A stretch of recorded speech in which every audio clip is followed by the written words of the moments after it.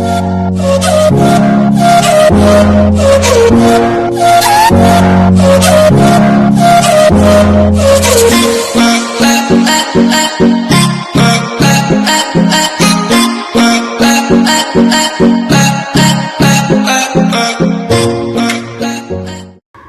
वालेकुम friends, welcome back my channel cook with Maryam. बिस्मिल्लाहिर्रहमानिर्रहीम। आज मैं आपके लिए इमली और आलू बुखारे का शरबत बनाने की रेसिपी लेके आई हूँ।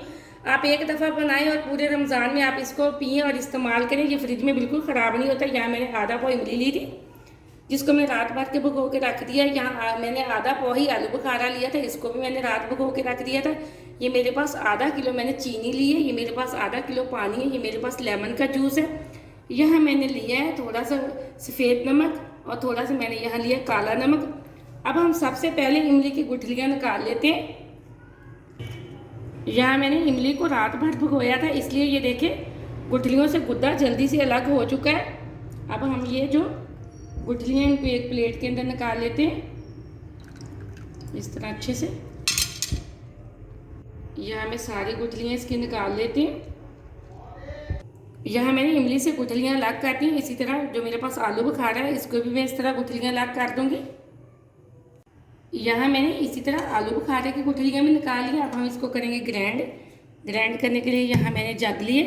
इसके अंदर जो मैंने इमली का पानी निकाला था वो डाल दूँगी और इसी के साथ हम डाल देंगे आलू बुखारे का पानी।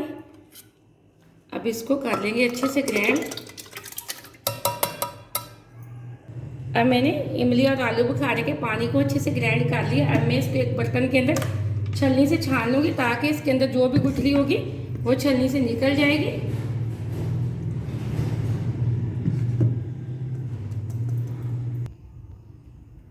यहाँ मैंने सारा इमली का पानी छलनी के अंदर से छान लिया। ये देखिए जो भी कचरा गुठलियाँ निकली। अब हम इनको साइड पे कर देंगे। यहाँ इमली और आलू बुखारे का पानी बनाने के लिए मैंने एक पतीला ले लिया। मैंने इमली और आलू बुखारे का पानी बनाने के लिए फ्लेम को मैं ऑन करने लगी। यहाँ हम डालेंगे जो मेरे पास आधा किलो चीनी थी, वो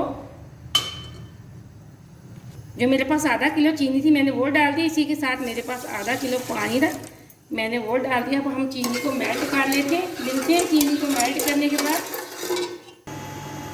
यहाँ चीनी हमारी एकदम से मेल्ट हो चुकी है। अब मैं फ्लेम को मीडियम से थोड़ा लो करके 5 मिनट तक हम इसको पकाएंगे। इसका हम गाढ़ा सा शीरा तैयार कर लेंगे। अभी हमने इसको लो फ्लेम पे थोड़ा सा गाढ़ा कर लिया। एक तार का शीरा के बराबर ये तैयार हो चुका है। अब मेरे पास जो सफ़ेद नमक था मैं वो डाल दूंगी। इसी के साथ हमारे पास जो काला नमक था हम वो डाल देंगे और थोड़ा सा हम डालेंगे इसमें लेमन जूस। अगर आपके पास लेमन जूस नहीं है इस तरह का तो आप इस तरह का ले लें। अगर आपके पास इस तरह का नहीं है तो आप 4 से 5 फ्रेश नींबू लें, उसका रस निकाल के इसके अंदर डाल सकते हैं। मैं अब आपको बताती हूँ हमने कितना डालना है इसके अंदर। ये देखें यहाँ मैंने इतना सारा नींबू का रस लिया है, मैंने वो डाल दिया। अब इसको अच्छे से कर लेते हैं मिक्स। अब हम इसके अंदर डाल देंगे जो मैंने इमली और आलू बुखारे का पेस्ट बना के रखा हुआ था वो।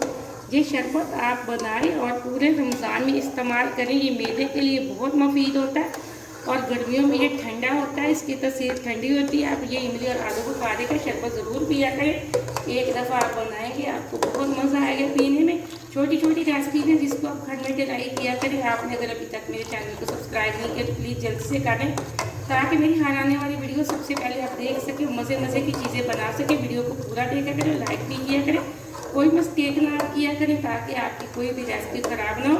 अब हम फ्लेम को मीडियम पे करके 5 मिनट के लिए इसको और पका लेते हैं, ताकि ये शरबत थोड़ा सा गाढ़ा हो जाए।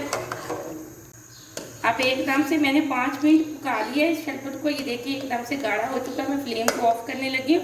अब हम इसको ठंडा कर लेते हैं। ठंडा करने के बाद मैं आपको बताती हूँ आगे हमने क्या करना है।